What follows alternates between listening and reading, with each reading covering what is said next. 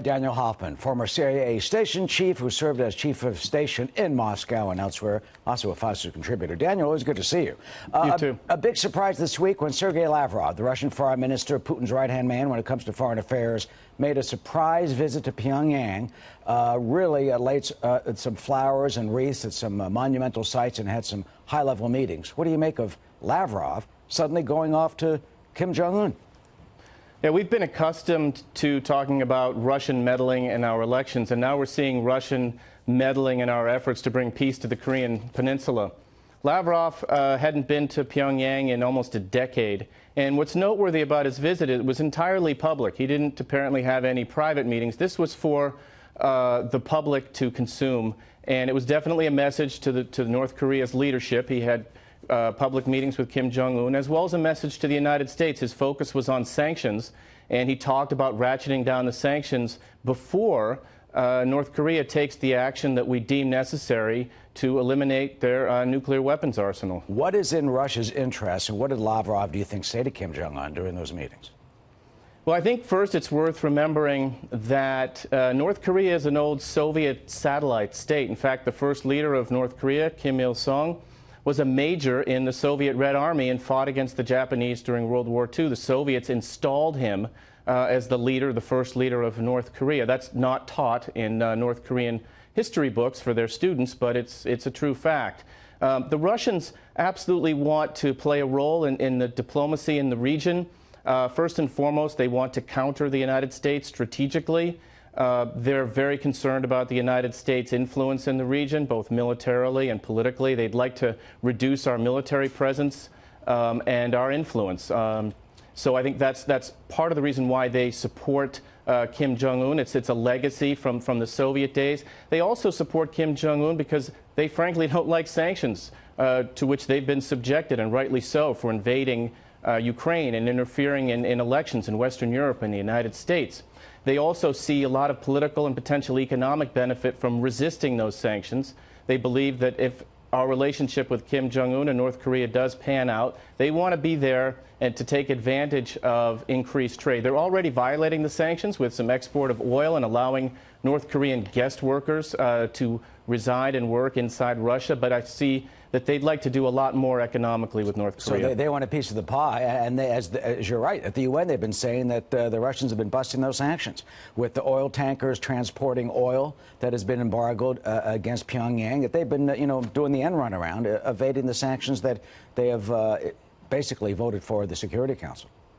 Yeah, that's right. I think it's a balancing act for them. They know they need to do a little bit, and I think, frankly, President Trump's show of strength concerned them. They were nervous about the potential for hostilities between the United States and our allies and North Korea, and so they did take some action with sanctions, but you're absolutely right. They have been busting them a little bit. There's a port city, Nakhodka, which has been the site of some export of Russian goods to North Korea, and Vladivostok is only about 60 miles from the North Korean border. That's Russia's strategic port. So the president wasn't really thrilled. Lavrov suddenly popped up during all this. Here's what the president had to say about that the other day. I didn't like the Russian meeting yesterday. I said, what's the purpose of that? But it could be a positive meeting. If it's a positive meeting, I love it. If it's a negative meeting, I'm not happy. And it could very well be a positive meeting. While they're discussing a possible Putin-Trump presidential summit, what do you think the president should say and now do in light of Lavrov's visit? Well, first, I think the president would keep in mind, I'm sure he'll be keeping in mind the failures of the previous administration. The Obama administration believed that Russia was on our side in Syria. And when the Russians said, when Minister of Foreign Affairs Lavrov told Secretary Kerry that there was no military solution in Syria, Lavrov was lying about that. Russia imposed a military solution on behalf of Assad. And so we know that Russia doesn't have our best interests at heart in the Korean Peninsula, and I think the president knows that. I think Secretary Pompeo will be a great consigliere to him, as will our new director of CIA, Gina Haspel, who is a subject matter expert on Russia. I think key right now will be our intelligence community furnishing the president with the intelligence he needs so that he'll be in the know about what Russia and Putin's real plans and intentions are in the Korean Peninsula. But I think the best leverage that we've got against North Korea is by pushing this bilateral relationship that we enjoy right now with the North Koreans. I think the president's meeting yesterday with Kim Jong-chol, that was extraordinarily important. Those are the relationships I think that that negotiations really depend upon. And we saw Secretary Pompeo, who's visited North Korea twice and met with Kim Jong-chol 2 times there, essentially deliver a warm turnover to the president. And I think that's how we handle Russia, is by focusing on our bilateral engagement with North Korea. We tried the 6-party talks, and 2 of those parties, Russia and China, are really not out to help us too much. So finally, Daniel, I guess you would say, is the president upstaged Putin? That one reason maybe why Lavrov made that trip, that Putin sees himself kind of on the outs, or at least not part of this ongoing process where the president sets the June 12th summit with Kim Jong-un.